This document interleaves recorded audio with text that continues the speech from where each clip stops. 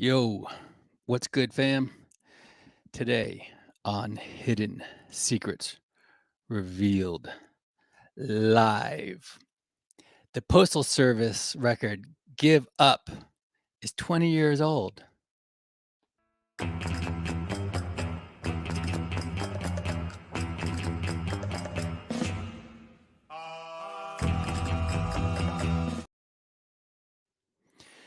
Welcome to the only 10-minute micro podcast live stream coming at you on simultaneously on Twitter directly, as well as on YouTube and LinkedIn. What's up, everybody? HSRL is a production of Safe New Media. Who this is for? Self-actualizers making the most of their lives. Now, hear me out. I know this is about music. This is about a particular record. So I don't know how this is going to go, but I need you to hear me out today. So first of all, if you are a self-actualizer, that is a term borrowed from self-actualization, borrowed from Maslow's hierarchy of needs. That is who I'm talking to. My audience is not everybody in the whole world. It is to a very specific group of people. There are people who are waking up to realize they can be more, do more, and have more of the good which they desire. My other motive is that a sound mind is what helps you win in life, and that's powerful. There is a double meaning to that. I know it's kind of abstract, but just go with me here. This micro podcast live stream is not for you if you take yourself too seriously. If you are a seeker, let me be your guide to discover divine truth for yourself. Let me help you increase the quality and effectiveness of your life by revealing to you the hidden secrets of the universe at no extra charge. Today on HSRL. Now, this has become a classic record. This album by the Postal Service, Give Up, it came out in 2003. Some of you were not even born yet, and that's wild. Time is weird, but I digress, sorry. So 20 years, this record celebrates its 20 years anniversary this week. Okay, then it was groundbreaking back then. But in sort of a way that was not noticeable to everyone, but it was significant because it did something that up until then, not a lot of people were doing. And it was effortless to create. So I want to bring up evidence that more effort does not result in better work. While it is commendable to put forth a lot of effort to get something done, and you usually need to put a lot of effort into something. That is true. So don't get me wrong. It is true that you need to put a lot of effort in to get something out, right? But as someone who is here to give you the hidden secrets of the universe, there is a principle that I have discovered that I want to share with you. Not everyone's going to get this, but I didn't discover this on my own. It's been the first thing I'm going to say was something that I heard from Naval Ravikant, and that is leverage is created. I'm paraphrasing and cutting it really, really blunt, but leverage is how wealth is created, and by extension, success and a thing that is successful. Okay. I told you this is going to be sort of blunt and probably butchering it, but this is the reality that the inputs cannot match the outputs. That is what I'm trying to say. The inputs cannot match the outputs. Okay. Also, I notice I say okay a lot. I'm going to try to stop doing that. So the inputs cannot match the outputs. That is my point here. Most of the time, the market in general, just generally speaking, is impressed by the effort made. And there's nothing wrong with that. We are definitely impressed if someone puts in a lot of effort, right? You get an A for effort. So there's nothing wrong with that. But it doesn't guarantee anything, right? For example, bragging about working hard. Do you know people, especially in the entrepreneurial space, who talk about how hard they work and they make it a bragging right about how hard they work? No one can outwork me. Have you heard anyone say that? People bragging about how hard they work? That is one of the stupidest things that it's just dumb. It doesn't matter how hard you work. If you're working on the wrong thing, it doesn't matter. So Nassim Taleb is known for writing about the black swan. Do you guys know Nassim Taleb? If you're on Twitter, you probably know who he is. Very, very well respected and one of the great intellectuals of our time. He made his money trading. Um, he made his money betting on falling knives. For a way to a, a way to explain what he's known for is that. Anyway, it's a brilliant guy. And he coined the term the black swan. Extremist stand versus mediocre stand. So he coined these terms. One of them is extremist stand and one is mediocre stand to explain this concept. Okay. I just said okay again. I'm trying to be a better speaker and get better at what I do. So extremist stand versus mediocre stand. To explain how and why black swans occur, Taleb coins these two categories to describe the measurable facets of existence. Extremistan and mediocristan. In mediocristan, randomness is highly constrained, and deviations from the average are minor. You've experienced mediocristan every day. Physical characteristics. Here's an example. Physical characteristics. I'll get it right. I promise, guys. Thanks for sticking with me. I'll tie my tongue out of this knot in just 1 second. But first, let me finish this thought. Physical characteristics such as height and weight are from mediocristan. For example, they have upper and lower bounds. Their distribution is a bell curve. That's another topic entirely that he goes off on about the bell curve. But this is the example. Even the tallest or lightest human being isn't much taller or lighter than the average. In mediocristan, prediction is possible. The reality is that human beings are not good at predicting things. We think we are, but we're not. We're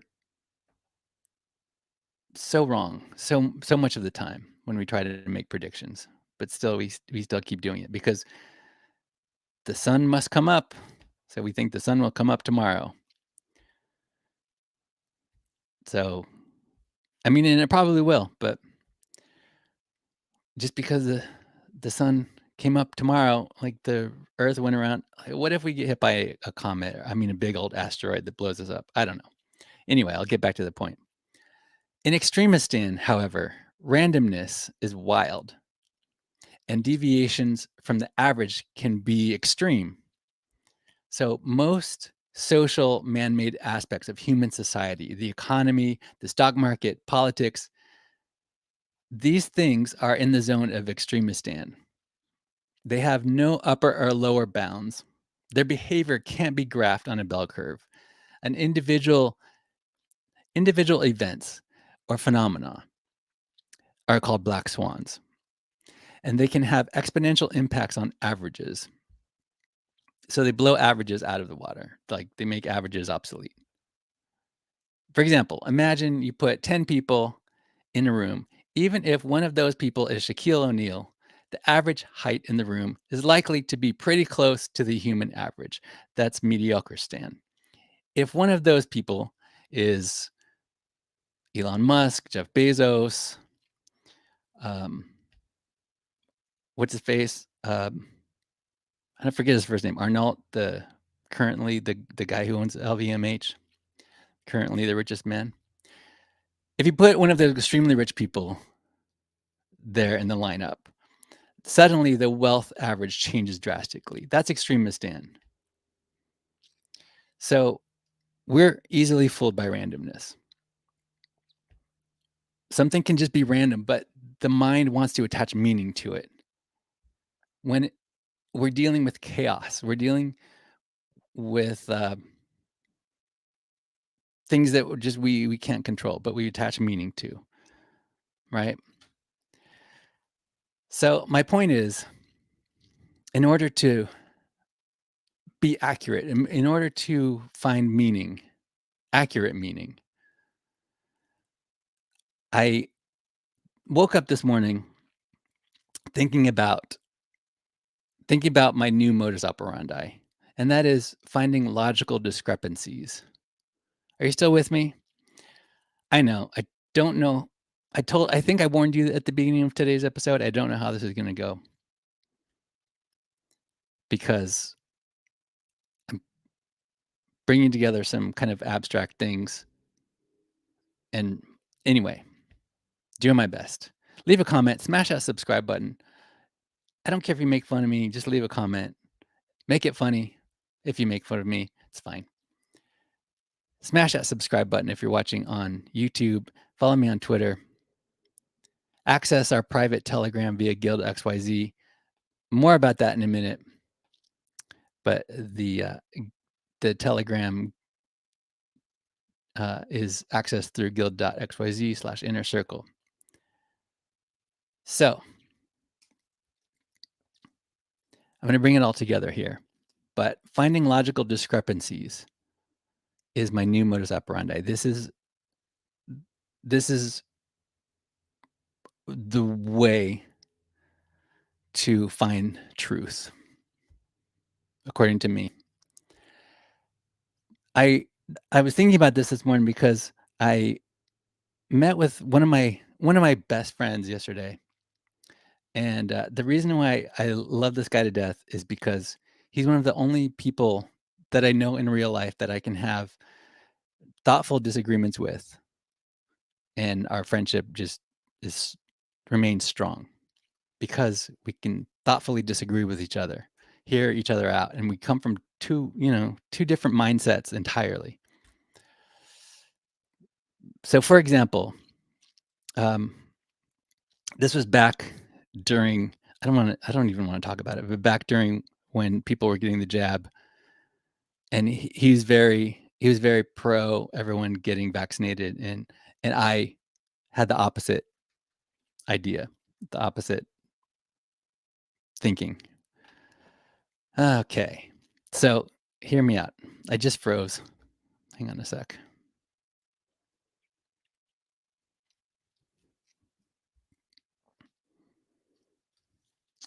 We'll be back in a minute.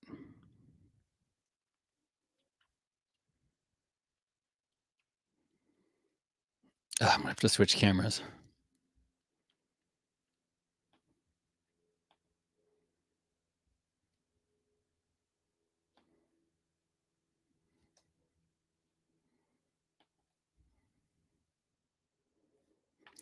Sorry, I had to switch cameras.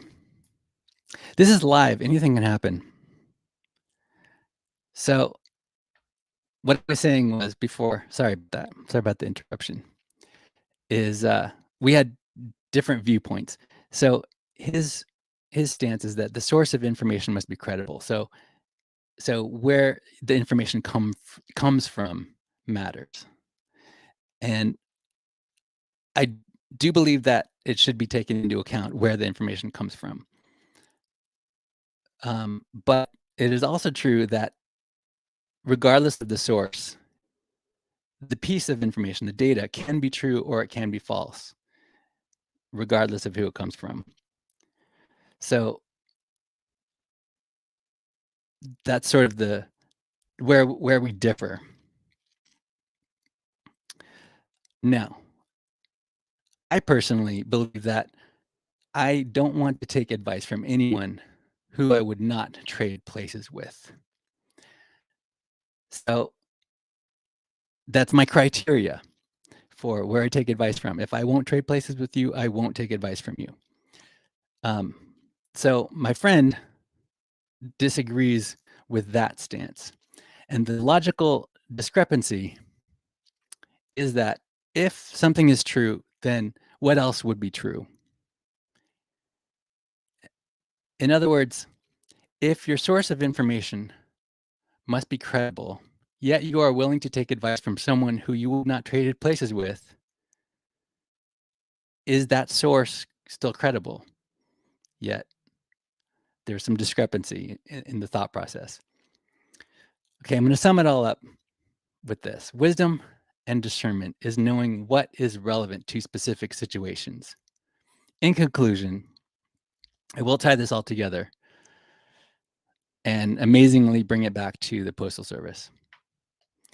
Now, the strangest thing with the Postal Service record, Give Up, I swear I'm bringing this all together.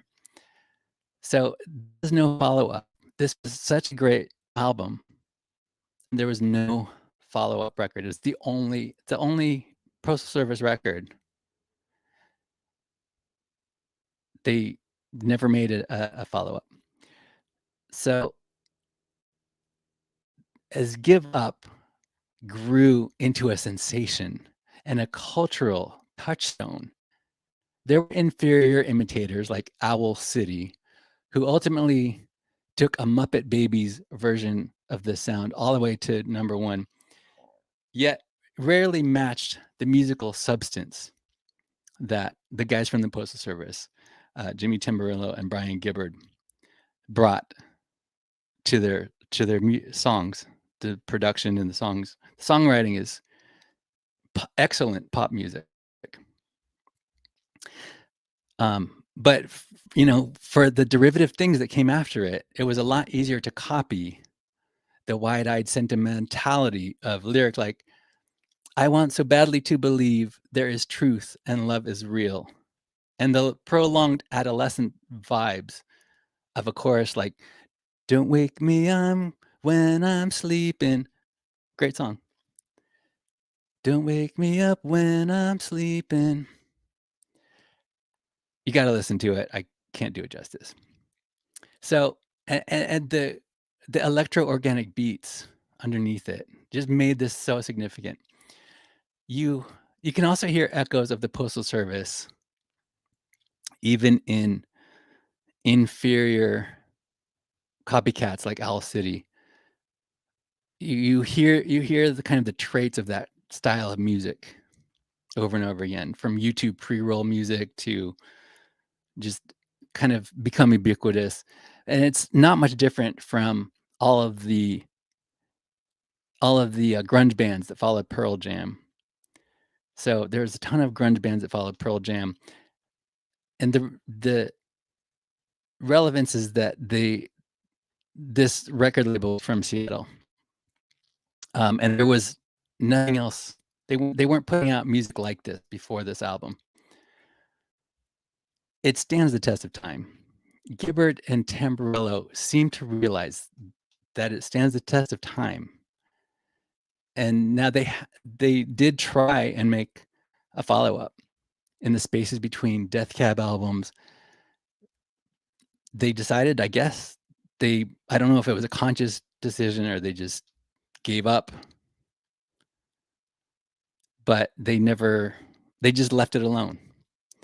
10 years ago, gave up, became the first Sub Pop release to be certified platinum since Nirvana's Bleach.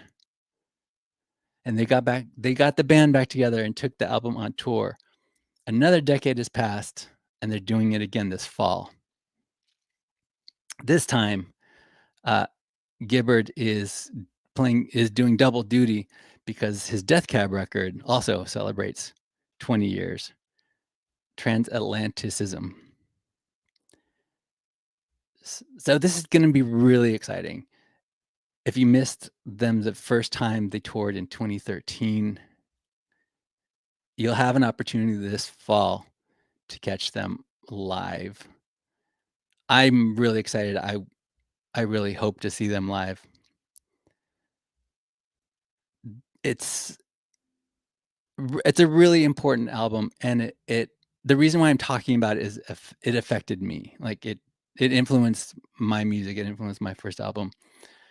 It's a very significant work. And the moral of the story is that you just can't force a significant work like this. It just can be forced. I'm gonna try to switch cameras and see what happens. Hang on. Oh, good. So my point here is that no matter how much effort you put into a thing, we are still going to be fooled by randomness. Like if something can be effortless, let it happen and you you'll be surprised. You just can't force it. Leave a comment, let me know your opinion about this. And if anything if anything made sense, I kind of would appreciate some feedback from you guys, because I kind of went off on a little abstract kind of tangent, I guess. I'll conclude now. Hidden Secrets Revealed Live is a production of Safe New Media, unconventional, diversified global digital media company devoted to the practice, administration, and dissemination of the ideologies of its founder, yours truly. It is definitely not a cult, but if you would like to join our cult, you can. Either go to the main webpage, safenewmedia.com/HSRL, enter your email there at the bottom, or access the Telegram via Guild XYZ. Go to guild.xyz/inner circle. I'm trying something different, and it's crazy. It's really crazy. A very crazy idea. First, let me give you a little bit backstory, especially if you're new, if you don't know. Prior to the pandemic, I quit making music because I just wasn't good enough, and it's expensive to make music, and frankly, I had to fix character flaws. It didn't happen overnight. It took time to fix these character flaws. After the pandemic, I started making music again. I don't know if it was a black swan that whole time of, that time between 2019 and 2021, but it changed a lot of things. And suddenly I was at a point where I realized the correlation between what came naturally to me when I was young in bands making music and my purpose in life. So music is at my core. It provides structure for abstract problem solving. Now I'm combining it with media as leverage. My my album Surplus, you can hear it for free. Absolutely free. Totally free on Spotify. You can find out more about it at the official page safenewmedia.com/surplus. I also have a couple singles, one of which is one that just comes out around the holidays. It's an open edition NFT, but the other one is a one of one music video. So I'm trying something very different, something that no one else is doing. And this is not for everybody, but I would rather this is important. Thank you for watching if you're still watching. Because I need you guys who who are really paying attention to know this, that I would rather it's more important to me to make a difference in someone else's life than trying to put a dent in the universe. And those are those are both metaphors, but one is less of a metaphor and one is more of a metaphor. In other words, putting a dent in the universe is not real. It's an idiom, a platitude that doesn't really mean anything. But making a difference in someone else's life, that does mean something. And that's more my intention, my intention. So, number one, I believe that music is the utility for a music NFT. But I'm trying something really crazy, and this is the entry point. Own the one of one music video NFT for In the Secret Place, and you can just buy it outright, or the um, you have the opportunity for one of one accountability to accomplish your desired outcome, and I will help you do it. You'll have access to me for 30 days. I will help you accomplish your desired outcome. This is crazy. No one does this, but I'm an unusual person. So the way to find out more, the way to get in is I don't I should have let me see if I can. I'm gonna post it so you can see. But this is the guild for that. One moment, I'm gonna add it. Go to guild.xyz/deep tribe for that. If you want to talk about what you'll get for the accountability deal by owning the In the Secret Place music video NFT. We can talk in guild.xyz/deep tribe. That gives you access to the chat. Trying this for the first time, and I'm the kind of person that is an explorer personality type, so I try things out. I know that. So that's the deal. I'm going to wrap it up. I appreciate you guys watching. I have spoken.